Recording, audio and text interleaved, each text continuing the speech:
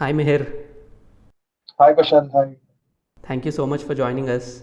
Yeah, good to see you. Congratulations on scoring 99.99 percentile in CAT. Thank you. Thank you, Kushal. So first, can you please tell us about your preparation journey? About when you started your preparation and all. Sure. So this was my second CAT attempt. So my preparation for CAT as such started last year after my placements. That was in August 2019. And it was in July 2019 actually when I decided that I want to take CAT and I want to go ahead with an MBA. Okay. But then I waited for my placements to get done, and then I started my preparation at around August end last year, 2019. And then for about 3 months, I took mocks every week. I took about 35 plus mocks last year. Okay. Uh, that was my main source of preparation. And I ended up scoring a 99.85 percentile last year. Oh, great. Uh, with and I had calls from most colleges except from IIM Ahmedabad and Bangalore Okay. and Kozhikode. I had calls from almost all of the other IIMs and top institutes, and I converted FMS and many of the IIMs. But I chose of repeating the year because I thought that it was a score I could achieve again. And I personally didn't want to study in the online format. I wanted that campus experience, as I had one campus experience during my engineering. So that's why I thought of repeating CAT. Yeah. And this year, I started my preparation a bit early in July, Okay. and I took mocks in July and August. But after August, once my job started properly and other things came up, I kind of didn't, I wasn't able to prepare much and ended up not preparing up for like mocks and all. And then once the paper pattern changed to like 2 hour exam, I took 1 hour mock 1 week before the CAT just to gauge what the 2 hour format looks like. Okay. And there I kind of understood that the topics are same, the format is the same, just the number of questions have reduced. So the strategy remains what I had been practicing in all of those mocks. Yeah, so I didn't have to change my strategy as such. Right. And then the CAT day was a good day for me. Oh, The nice. things kind of clicked, especially in DILR, because DILR is a section where if things don't click, you won't be able to do well. Like last year, I got stuck on one set and my ego just didn't let me move on. And I ended up wasting 20 minutes without attempting a single question. And I ended up scoring a 98 percentile last year in DILR, but a 100 percentile this year. That's So great. things just clicked on that day. So yeah, that was a good day for me. Brilliant. So, how did you keep yourself motivated during your preparation? I think my main source of motivation was two things. One, that I knew what I had to do. Like I was clear in my mind that I had to take CAT and to do and like I want to pursue an MBA. I wasn't sure. Like last year itself, when I started my preparation, I knew I wanted to do an MBA. Just wasn't sure if I had to do it immediately or after work experience. Okay.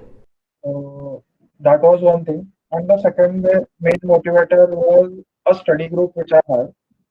It had mainly people who I don't know personally, but have met virtually or something like that, and who all are preparing for CAT basically. And in my group, like a lot of people, we have around 30 odd people, and almost everyone scored a 99.8 plus, which Okay. is a good score for the group. So that was a good thing. And even we even discussed via these Zoom calls or Google Meets after the mocks because I personally was weak in VRC. So I had a couple of friends who like explained me their thought process as to how they thought of eliminating the options and all. So they kind of motivated me a lot for my preparation. Right. So, how many mocks did you give and how many hours did you spend on analyzing each mock? So as I said, my main preparation was before CAT 2019. So I gave around 35 to 38 mocks last Okay. year. before CAT 2019. And this year, in the month of July and August, I took about 15 mocks. Right. So that was my preparation in terms of mocks. Okay. But mocks was like 95% of my preparation, and that's what made me comfortable with the actual CAT pattern as such, because I knew what to expect. I knew how many questions to expect. I knew how much time to allot for each set in DINR or things like that. The Right. small things which matter on that day, that were that were very much convenient for me because I had taken a total of say 50 mocks in 2 years, 35 plus 50. Okay. So that's something which helped me a lot. What was the most challenging section for you, and how did you overcome that limitation? What was your strategy in that section? So for me, the most difficult section, as is for most of the engineers, was verbal. Right. So the BRC section was very tough for me. And last year I struggled a lot. So as I told you, I took 35 odd mocks, and in all of those mocks, the 85 percentile is generally the cutoff score, which they call it. And I was able to clear the cutoff only 3 times out of Okay. 35 mocks. So someone might get dejected or like get panicked that this can happen on the cat day as well or something like that. But I believed in myself, considering that I had a list of scores which I kept, and I saw that even though I wasn't clearing that cutoff, I was still improving every mock. So that was something which helped me believe in myself. I have had low scores such as 23 percentile also in one of my mocks in PRC section. But I still believed because towards the end I was reaching 80 percentile score. So I believed in myself that I just need to clear my cutoff in VRC section, and I'll manage in the other two sections for my overall percentile. That was my strategy last year. But luckily I ended up with a 96 percentile last year in VRC, a 98 in DILR, and a 99.98 in quant. So that helped me get an overall score of 99.85. And this year, when I started taking mocks in July, again VRC was the toughest section for me, but things are slightly improved. I was clearing that cutoff. I had sort of, uh, I think my knowledge or practice didn't improve because essentially since CAT 2019 till July of this year, I wasn't practicing anything. Okay. But I think the main difference was my confidence. I knew, like, since I scored a 96 percentile, which was a very good score for me in verbal, I I started approaching the questions more confidently, and that sort of improved my judgment. Because before, when I was taking mocks, I didn't clear cutoff say 5 mocks in a row. Then I used to doubt each and every attempt I made, Okay. and that sort of backfired a lot of times in mocks. But this year, I was clearing the cutoffs. I was scoring 90, 93 percentile, which was a good score for me in Right. verbal because I believe that I can cover up in the other two. And main thing, as for the section, if you ask me, so I understood what my strengths are. So reading quickly was not my strength, Okay. but over the practice of so many mocks, I had realized how to eliminate options, how to solve the Right. parajumpals and all. So my strategy in all of these mocks, as well as in the CAT exam, was clear that I'm not attempting all RCs. So generally there were 4 to 5 reading comprehensions. So in all of the mocks, as well as in my final CAT 2020, I left one RC completely. I did not read it at all. That might be a very simple RC or it might be a very tough RC, but one of them which by reading 1 or 2 lines you understand which genre does that paragraph belong to. So whichever, I was generally not very comfortable with those historic kind of setups, European setups or something like that. Okay. So I used to leave those topics, and I was very comfortable in science and technology sort of paragraphs. So I attempted those first. So I left one RC always in all of my mocks. This helped me manage my time better. I was reading at my own speed and thus was able to give justice to each and every question as to which option is correct or wrong. I tried attempting all of the RCs in few mocks and I did not perform well because I took that much time. I know people who solve who end up completing the BRC section with some time to spare, Right. but it's just their natural habit. Like they have been reading books since their childhood. I was not one of them, so I accepted that. I accepted that I am a slow at reading, and so I approached the section accordingly. Right. So, since you said VRC was your weak section, so what did you do when you were stuck between two options in an RC? This is all the case in almost all of the questions, I'll tell you. So generally in RCs, like this was something which my senior helped me. Okay. That VRC was never about picking the right option. It was Exactly. eliminating the wrong option. That was the strategy you need to follow. And in most of the questions, you will see that two options can be eliminated very easily. And the third, in between the third and the fourth option, it is always a tie. They are very close. And initially, it used to happen that I used to always end up picking the wrong one. So that was the reason for my poor scores. But with practice, you understand there are a subtle like connectors or subtle details which are given in the paragraph, which are very subtly hidden or contradicted in one of the options, Exactly.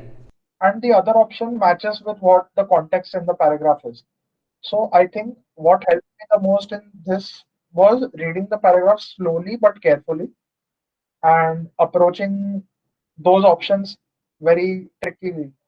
So my accuracy sort of improved over the practice mocks, and that also continued in CAT, and I ended up scoring a 97 percentile this year.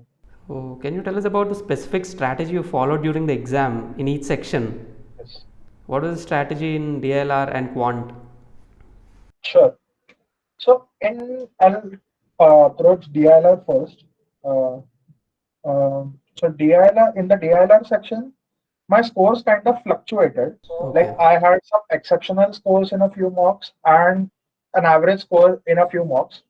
So exceptional, I'm saying like 99.5 plus percentile, and average score I'm saying in mocks 95 percentile or 96 percentile, which was an average score in my consideration because I had to cover up that VRC score. So I was aiming for a high score in these two sections. Okay. So in DLR, what my strategy, and I'll speak why these fluctuations happen. Yeah. Mainly these happened when I scored low, mainly when I let my ego come in between, like not leaving a question when I'm not getting it. So that is something which I learned the hard way through mocks, that and also in CAT 19. As I told you, that time it was a 1 hour section, and Right. 20 minutes down the section, I was with zero attempts. So I know what, like basically, one should not let his or her ego come in between Exactly. at all in the other section, because if you'll get there are very easy sets to pick always. At if not two, there will be at least one set which will be very simple in every CAT paper. So that's one you should find. And once you find that set, you get a little confident, things start clicking, and you move on. So personally, for me, I felt logical reasoning to be my preferred choice as compared to data interpretation. But on the other hand, I also observed that generally in the mocks, DI was easier than LR. Okay. LR was tougher to click, but still I used to get a little out of place when I saw a lot of data. The set might be very easy, but in the first glance, there used to be a lot of data seen on that screen. So I used to get a little out of place. So I generally targeted the LR sections first. But again, some people have the strategy as to in the first 5 minutes, they look at all the sets and they decide the order they want to attempt them. But this is not something which I followed. Again, one strategy doesn't suit everyone. Right. This is something which I picked through my practice in mocks. So for me, I used to go in order only, but I used to be aware that if a particular DI section has a lot of data, I'll leave it in the first go. So I didn't go scan all the sets as such, but I used to leave the section which I didn't understand in the first place. So in my CAT 2020, luckily, so there were 5 sets this year. Two had 6 questions. 2 sets had 6 questions each, and 3 sets had 4 questions each. So my first 2 sets were of 6 questions, and followed with 3 sets of 4 questions. Uh, so I started solving the first set, and luckily it clicked me. It was a very tough DILR paper. So if you see the data of this year, many students have attempted very less questions. But luckily, the first 4 sets which I solved, all 4 clicked me, and I was left with 5 minutes where I attempted the fifth set. But since I couldn't get the whole data in place and I couldn't solve it, I didn't mark any answer without actually knowing, like what you call a fluke. I just didn't, take any random option because there was a chance of negative marking or something like that. And luckily, out of 20 questions, I ended up doing 19 correct, uh, especially in a tough slot. So I had a raw score of 56, which got scaled up to 62, and that sort of helped me to achieve that 100 percentile in DILR this year. Brilliant. Yeah, but DILR tests the mentality of the students. So it is definitely about practice. Right. It is because the types of sets in DILR are limited. So a four variable Venn diagram or similar sort of sets, and these you will understand only through practice and through mocks. Exactly. I'll also recommend maybe sectional tests to students, but mocks cover mostly all of these types. And one who has, like, I knew friends who had practiced so much that just by looking at the type of the set, they knew, like, there are 8 statements. They knew generally which one to pick first and how to go about solving those LR puzzles. Okay. So that again comes from practice. So practice is very important in DILR, and mocks and the sectional tests will help you get that understanding and having a right mentality. Right. So, how did Krakow sectionals help you during your preparation? Uh, Last year I didn't have any Krakow sectionals. Okay. This year I had taken the study room program of Krakow, Right. and I ended up giving a few sectionals.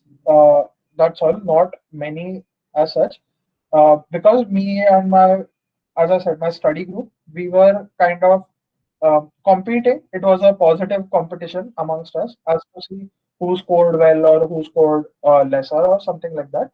And our target was always to aim for the maximum. Like when it was a 3 hour paper, when there were 8 sets in DLR, we generally targeted 6 sets. So we just gave a few sectional tests for fun. But yeah, mainly the tests which I did attempted were mock tests because I preferred a full 3 hour or now 2 hour mock test as compared to one particular section. Because again, as I told you, in DLR the mentality is quite important.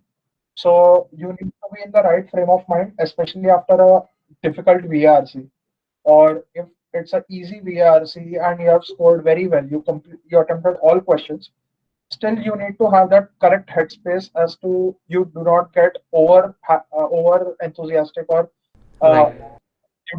you have the right mindset basically while attempting that DILR. So I kind of didn't like the sectional test as such because I was always in a correct frame of mind when I'm attempting only a 1 hour paper. But when it is the second hour of my mock test, then actually your mentality gets tested. Okay.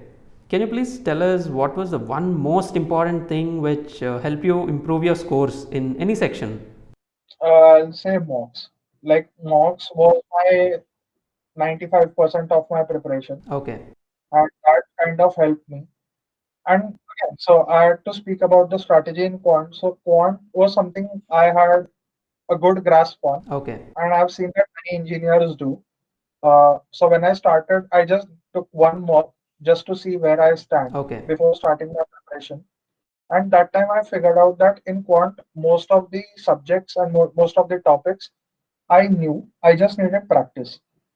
But again, in quant, my main strategy always was to focus on accuracy more than speed. Yeah. So when it was a 34 question paper, 1 hour paper, my aim was never to attempt all 34. My aim always was, even if I attempt 25, 28, 30, my aim was to do all of them Yeah. correctly. So that was my aim. And I don't think I ever attempted all 34 questions, even in any mock or in any of the two cats I took.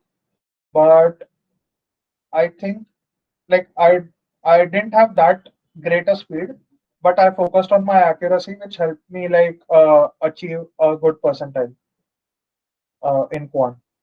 So mocks kind of helped me get that accuracy, get that speed. So the one thing which I would like to recommend is maximum number of mocks one should take. So finally, are there any tips you want to give for the future CAT aspirants?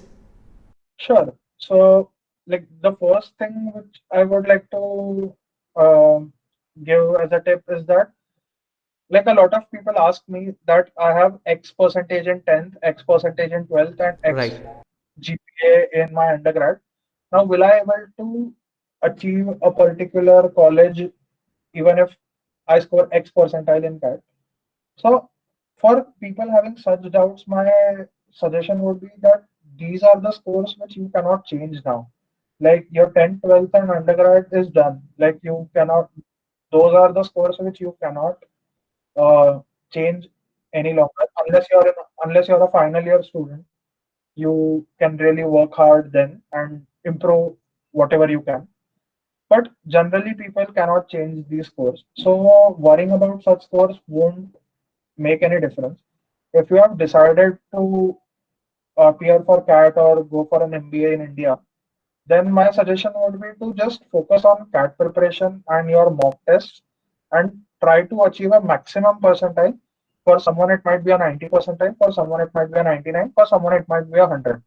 So aim for the maximum you can achieve and just so because maximum once you achieve that maximum score, you will get the best of the calls with your possible academic background.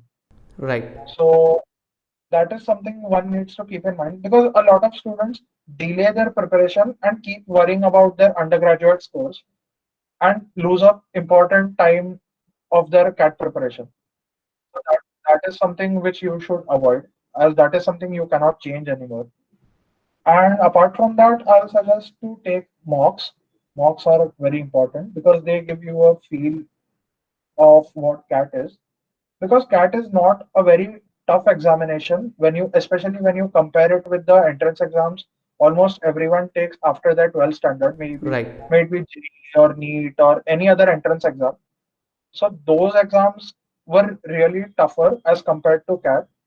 CAT, as I told you, it tests your mentality, it tests your focus in that 2 or 3 hours, however the exam is.